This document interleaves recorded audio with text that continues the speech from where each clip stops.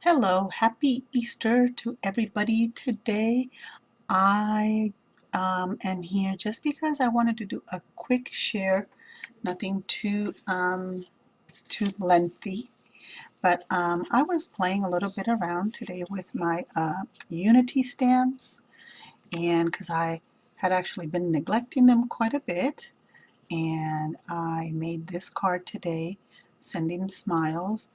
And I am going to be sending this out in snail mail probably by the end of this month.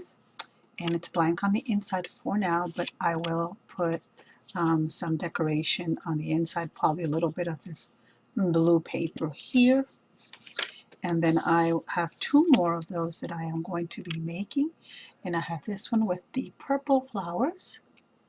And then this one that I have not colored in yet, but I think I'm going to color the flowers in bright pink, and I'm going to color the container a different color on that one.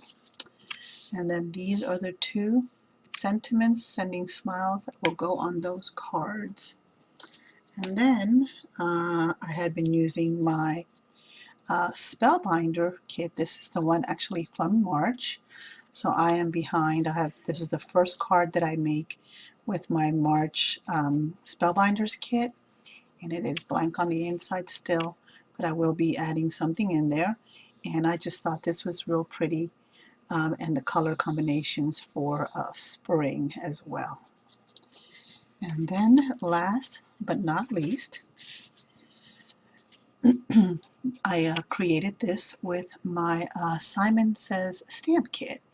I actually did get the one for this month. I think I skipped the one for last month because it just wasn't my style. And I'm trying to see if you can read what it says there, but it says always be kind.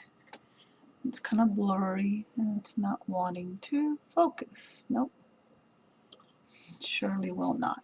But it says always be kind, and then I put some bling up here, down here, and then I cut around this image with my cutter bee scissors, and I colored it in with markers.